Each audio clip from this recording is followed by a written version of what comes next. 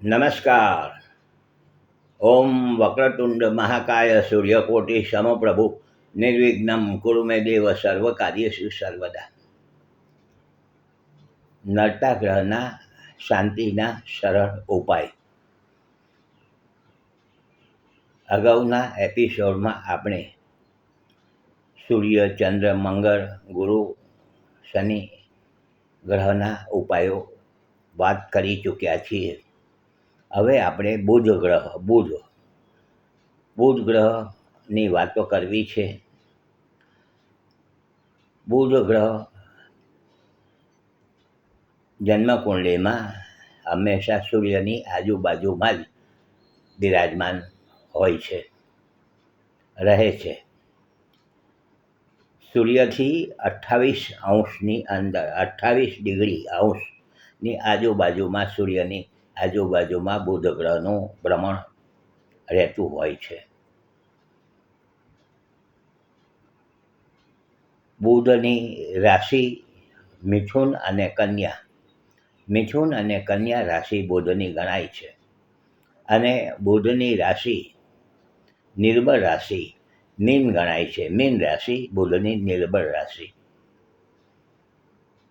જન્મકુંડલીમાં સૂર્ય અને બુધ ભેગા બિરાજમાન હોય તો એને બુધ આદિત્ય યોગ કહેવાતો હોય છે.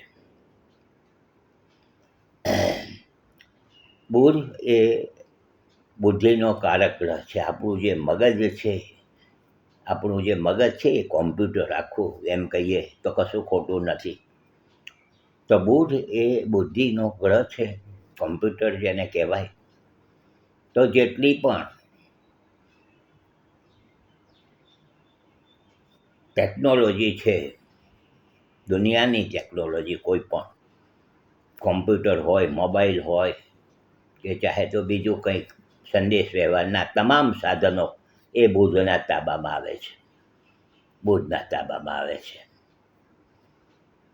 આપણા શરીર છે એની અંદર જે નસ કહેવાય છે, ધમની નસ બધી તે બુધના તાબામાં આવે છે.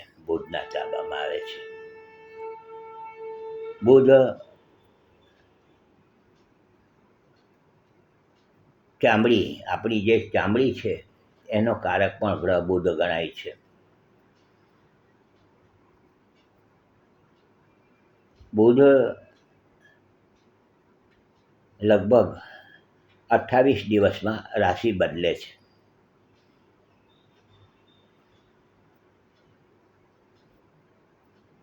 થોડું ગતિના હિસાબે થોડો ફેર પડે છે, પણ સામાન્ય રીતે આ બહુ ઓછા દિવસોમાં રાશિ બદલે છે.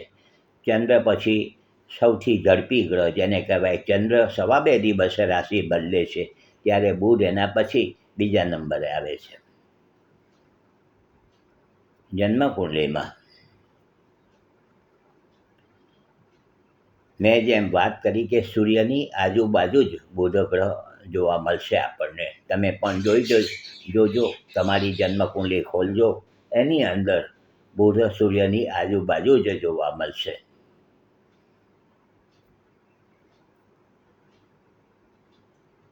બુધ ગ્રહ જન્મકુંડલીમાં